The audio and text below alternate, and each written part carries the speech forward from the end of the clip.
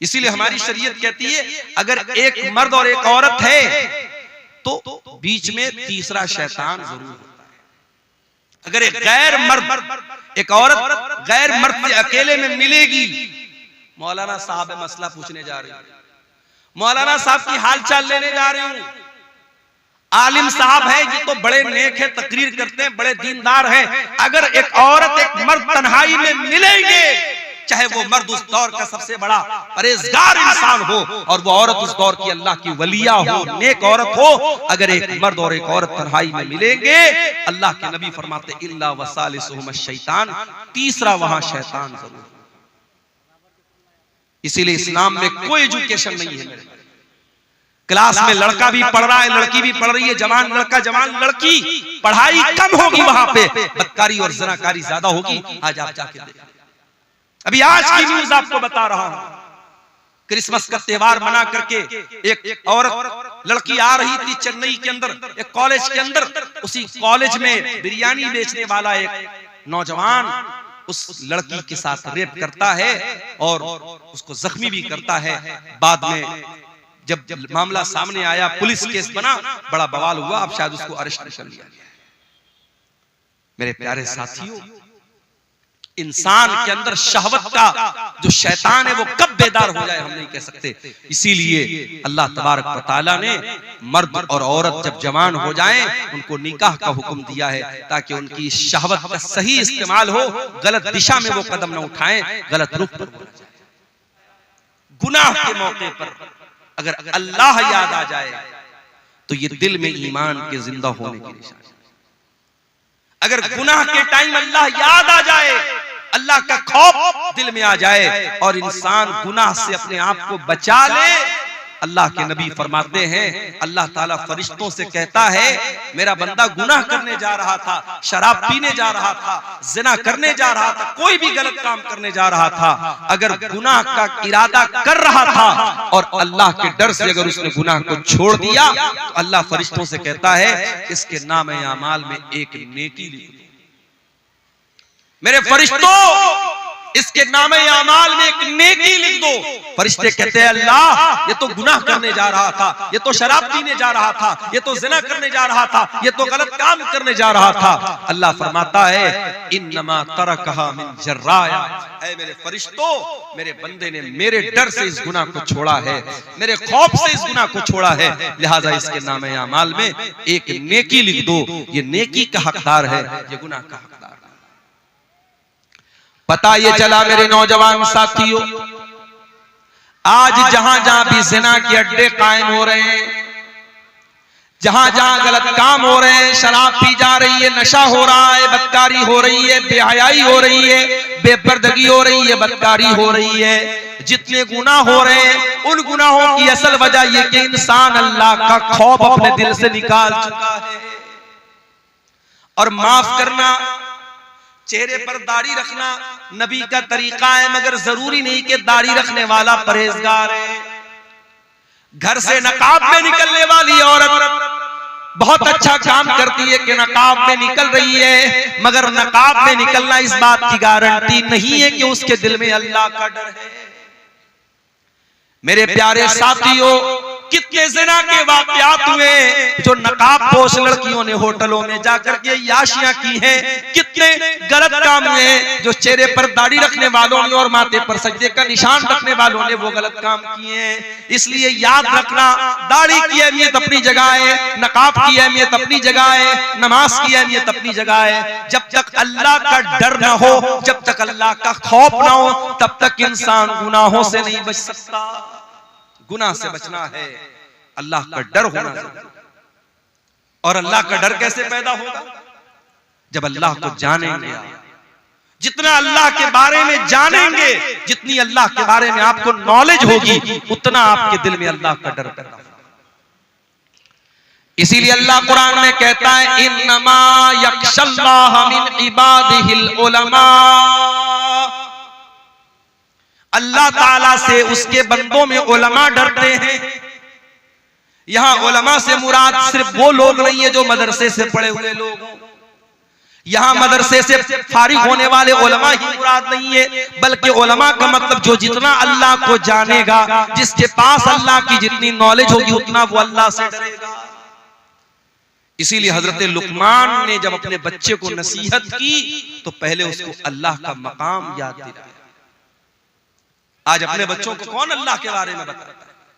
हमारा बच्चा जरा सा बड़ा हुआ, हम सिखाते बेटा good morning, good evening, good afternoon, good night, goodbye, tata, ये सिखाते अपने बच्चों को। हमारा बच्चा कभी अपने मुंह से दुआएं सुनाए, ये हमारी तमन्ना नहीं।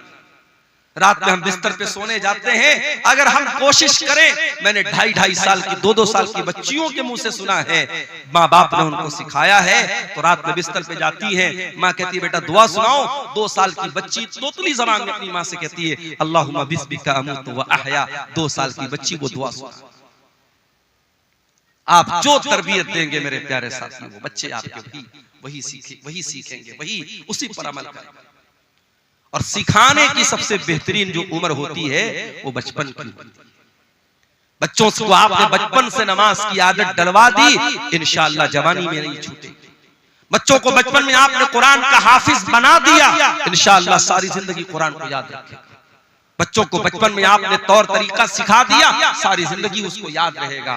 मेरे प्यारे साथियों, हजरत लुकमान ने अपने बच्चे को जब नसीहत की तो क्या कहा? या बुनैया इन्नहा इन तकुम मिस्काल हब्बतिन मिन खरदलिन फतकुन फी सखरतिन औ फिस समावाति औ फिल अर्दि याति बिहल्लाह। ऐ मेरे बच्चे, याद रखना अल्लाह ताला इतना पावरफुल है और इतना नॉलेज रखने वाला है। अगर एक राई के दाने के बराबर भी तूने कोई गलत काम किया, तूने कोई अच्छा काम किया, और वो राई के दाने के बराबर कोई चीज आसमानों के अंदर कहीं छुपी हुई है, जमीन के अंदर कहीं छुपी हुई है, किसी पहाड़ के चट्टान के नीचे छुपी हुई है, अल्लाह ताला उस राई के दाने के बराबर चीज को कयामत के दिन सामने ले आएगा। वो राई के दाने के बराबर चीज भी अल्लाह ताला की नजर से ओझल नहीं हो सकती, अल्लाह की नॉलेज से बाहर नहीं हो सकती। तू क्या समझता है? तेरा कमरा बंद कर लेने से, तेरे कमरे की लाइट ऑफ कर देने से, तेरे अपने मोबाइल की हिस्ट्री को डिलीट कर देने से, तेरे व्हाट्सएप की चैटिंग को खत्म कर देने से तेरे गुनाहों पर पर्दा पड़ गया? अल्लाह को नहीं मालूम है? तू अल्लाह को बेवकूफ बना लेगा? नहीं मेरे भाई, अल्लाह को सब पता है। इसलिए अगर गुनाहों से बचना है, अल्लाह को पहचानो मेरे प्यारे।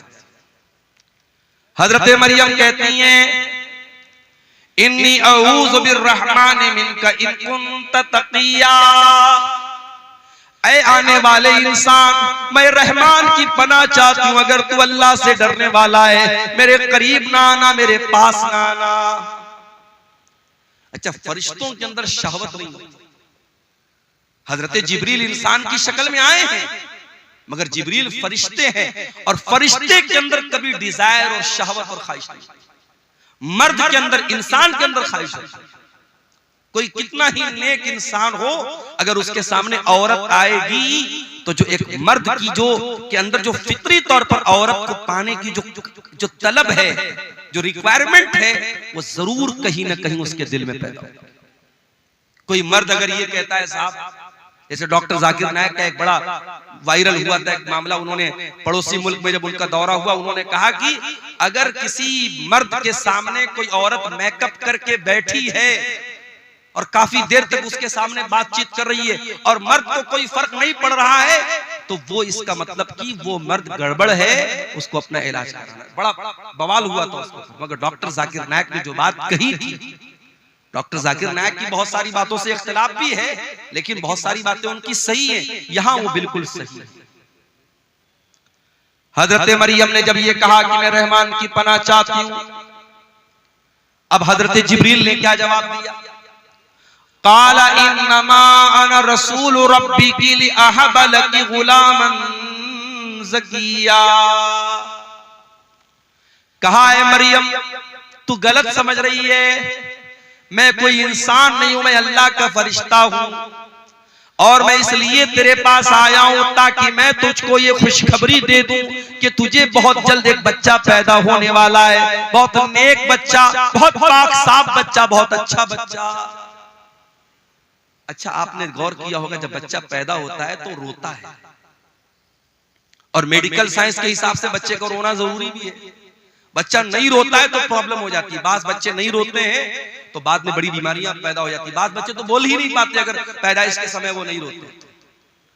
मगर अल्लाह के नबी फरमाते जब बच्चा पैदा होता है तो शैतान उसे कचोका मारता है, चोट पहुंचाता है, शैतान उसे मारता है और वो बच्चा रोता है। और शैतान दुनिया के हर बच्चे को मारता है, मगर एक बच्चा ऐसा था जिसको शैतान मार नहीं सका, और वो बच्चा कौन था? वो मरियम का बच्चा था, उसका नाम ईसा बिन मरियम था। हजरत जिब्रील ने कहा कि ऐ मरियम, ऐसा बच्चा पैदा होने वाला है तुझे, गुलामन ज़किया, जो बहुत नेक बच्चा हो। क़ालत अन्ना यकूनु ली गुलाम वलम यमससनी बशरुन वलम अकु बग़िया। मरियम कहने लगी मुझे बच्चा कहां से होगा, मैं तो कुंवारी हूं, मैं तो वर्जिन हूं, मेरी शादी नहीं हुई है, आज तक किसी इंसान ने मुझे टच नहीं किया है, और ना मैं ज़िनाकार औरत हूं, मैं बदकार औरत।